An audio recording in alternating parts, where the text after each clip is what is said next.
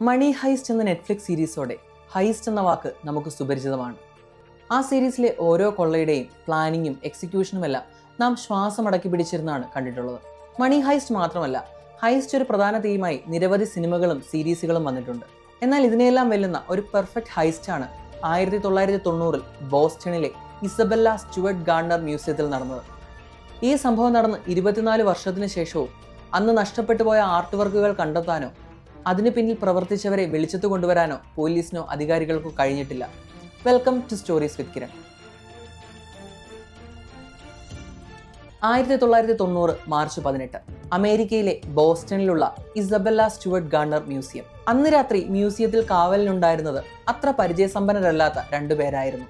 അതിലൊരാളായ Richard E അബാത്ത് ഒരു music school drop ഔട്ടും ഒരു rock ബാൻഡിലെ അംഗവുമായിരുന്നു. അയാളുടെ തന്നെ മൊഴി അനുസരിച്ച് മിക്കവാറും ദിവസങ്ങളിൽ അയാൾ പ്രോഗ്രാം കഴിഞ്ഞോ മദ്യപിച്ചോ അല്ലെങ്കിൽ മറ്റു ലഹരി പദാർത്ഥങ്ങൾ ഉപയോഗിച്ചിട്ടോ ജോലിക്കെത്തുക.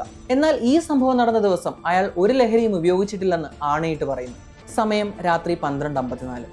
മ്യൂസിയത്തിലെ 3-ാം നിലയിലെ ഫയർ അലാം മുഴങ്ങി. അബാത്ത് തന്റെ കസേരയിൽ നിന്ന് എഴുന്നേറ്റ് 3-ാം നിലയിൽ പോയി പരിശോധിച്ചു. എന്നാൽ അവിടെ തീപിടുത്തത്തിന്റെ യാതൊരു ലക്ഷണവും കണ്ടിരുന്നില്ല. അയാൾ മടങ്ങി തന്റെ ഡെസ്കിലെത്തി. കുറച്ചു സമയത്തിന് ശേഷം മ്യൂസിയത്തിലേക്ക് ബോസ്റ്റൺ പോലീസിന്റെ യൂണിഫോം ധരിച്ച് 2 പേരെത്തി. അവർ സെക്യൂരിറ്റി ഓഫീസിന് മുന്നിലെ ഇന്റർകോം ബസ് ചെയ്തു. എന്നിട്ട് പറഞ്ഞു, ഇവിടെ എന്തോ പ്രശ്നമുണ്ടെന്ന് ഞങ്ങൾക്കൊരു കോൾ വന്നു. അത് അന്വേഷിക്കാൻ വന്നതാണ്. ഞങ്ങളെ മ്യൂസിയത്തിനകത്തേക്ക് പ്രവേശിപ്പിക്കണം. അന്ന് നഗരത്തിലുടനീളം സെന്റ് പാട്രിക്സ് ഡേ ആഘോഷങ്ങൾ നടക്കുന്നതിനാൽ അതിൽ അബാദിന് സംശയമൊന്നും തോന്നിയില്ല. മ്യൂസിയം പ്രോട്ടോകോളിനെതിരാണെന്നറിയാതെ അബാത്ത് അവർക്ക് എംപ്ലോയി എൻട്രൻസിലേക്കുള്ള പ്രവേശനം നൽകുകയും ചെയ്തു. എന്നാൽ അപ്പോൾ അബാത്ത് അറിഞ്ഞിരുന്നില്ല ഏകദേശം $500 മില്യൺ കൊള്ളയ്ക്കാണ് അയാൾ വാതിൽ തുറന്നു കൊടുത്തിരുന്നത് എന്ന്. പ്രവേശനം അനുവദിച്ചതോടെ അവർ 2 പേരും സെക്യൂരിറ്റി ഡെസ്കിനടുത്തെത്തി. അബാത്തിനടുത്തെത്തിയതും അവരിൽ ഒരാൾ പറഞ്ഞു, തന്നെ കണ്ടിട്ട് നല്ല പരിചയമുണ്ടല്ലോ, തനിക്കെതിരെ ഞങ്ങളുടെ കയ്യിൽ ഒരു വാറന്റ് ഉണ്ട്, ID കാണിക്കൂ. ഇത് കേട്ട് അബാത്ത് തന്റെ ഡെസ്കിൽ നിന്നും എഴുന്നേറ്റ് അവരുടെ അരികിലേക്ക് നടന്നു. ഇത് തന്നെയായിരുന്നു വന്നവർക്കും വേണ്ടത്. കാരണം ആ കൺട്രോൾ ഡെസ്കിലായിരുന്നു എന്തെങ്കിലും സംഭവിച്ചാൽ അപായ സൈറൺ മുഴക്കാനുള്ള ബട്ടൺ ഉണ്ടായിരുന്നത്. അബാത്ത് അവർക്കരികിലെത്തിയതും അബാത്തിനോട് ഭിത്തിയോട് ചേർന്ന് നിൽക്കാൻ അവർ ആവശ്യപ്പെട്ടു. അബാത്ത് അതനുസരിച്ചു. അങ്ങനെ ചെയ്തതും അവർ പെട്ടെന്ന് തന്നെ അബാത്തിന്റെ കൈകൾ പിന്നിലേക്ക് വലിച്ച് അവയിൽ വിലങ്ങിട്ടു. എന്നിട്ട് തന്നെ ഞങ്ങൾ അറസ്റ്റ് ചെയ്യുകയാണെന്ന് പറഞ്ഞു. ഇത് കണ്ട് 2-ാമത്തെ കാവൽക്കാരനും അവിടെ എത്തി. അപ്പോൾ അയാളുടെ കൈകളിലും വിലങ്ങണിയിക്കാൻ തുടങ്ങി. അപ്പോൾ അയാൾ ചോദിച്ചു, എന്നെ എന്തിനാണ് അറസ്റ്റ് ചെയ്യുന്നത്? ഈ ചോദ്യം കേട്ട വന്നവരിൽ ഒരാൾ പറഞ്ഞു, ഞാൻ നിങ്ങളെ അറസ്റ്റ് ചെയ്യുകയല്ല, ഞങ്ങൾ ഇവിടെ കൊള്ളയടിക്കാൻ പോവുകയാണ്. ഞങ്ങൾക്ക് ബുദ്ധിമുട്ടൊന്നും ഉണ്ടാക്കാതിരുന്നാൽ നിങ്ങളെ ഞങ്ങൾ ഉപദ്രവിക്കില്ല. അങ്ങനെ 2-ാമത്തെ കാവൽക്കാരനെയും ബന്ധനസ്ഥനാക്കിയ ശേഷം അവർ മ്യൂസിയത്തിലേക്ക് കടന്നു.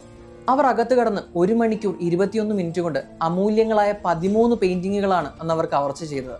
റെബ്രാൻഡിന്റെ Christ in the storm and sea of Galilee, a lady and gentleman in black, വെർമിയറിന്റെ ദ കൺസേർട്ട്, ഫ്ലിങ്കിന്റെ ലാൻഡ്സ്കേപ്പ് വിത്ത് ആൻ ഒബ്ലിക്സ് തുടങ്ങിയ 4 പെയിന്റിങ്ങുകൾ ഫ്രെയിം കട്ട് ചെയ്താണ് അവർ എടുത്തത്. നഷ്ടപ്പെട്ട എല്ലാ ആർട്ട് വർക്കുകളുടെയും കൂടി ആകെ മൂല്യം $500 മില്യൺ ആയിരുന്നു. മ്യൂസിയത്തിൽ ഇന്നും ഓർമ്മയ്ക്കായി അന്ന് കീറിമുറിക്കപ്പെട്ട ഫ്രെയിമുകൾ സൂക്ഷിച്ചിട്ടുണ്ട്. അന്ന് നഷ്ടപ്പെട്ട പെയിന്റിങ്ങുകൾ എവിടെയാണെന്നോ അത് കവർച്ച ചെയ്തവർ ആരാണെന്നോ കണ്ടെത്താൻ ഇതുവരെയും കഴിഞ്ഞിട്ടില്ല. നഷ്ടപ്പെട്ടു പോയ പെയിന്റിങ്ങുകൾ തിരിച്ചുപിടിക്കാൻ ആവശ്യമായ വിവരങ്ങൾ നൽകുന്നവർക്ക് $10 മില്യൺ പാരിതോഷികം ഇസബെല്ല സ്റ്റുവർട്ട് ഗാർണർ മ്യൂസിയം പ്രഖ്യാപിച്ചിട്ടുണ്ട്. എങ്കിലും ഇന്നും ആ പെയിന്റിങ്ങുകൾ കാണാമറയത്താണ്. അന്ന് ആ രാത്രി മ്യൂസിയത്തിൽ കടന്നു വന്ന് 2 കാവൽക്കാരെയും ബന്ധനസ്ഥരാക്കി ആർട്ട് വർക്കുകളുമായി കടന്നു കളഞ്ഞവരെ പറ്റി പിന്നീട് എത്ര അന്വേഷിച്ചിട്ടും പോലീസിന് യാതൊരു തുമ്പും ലഭിച്ചില്ല.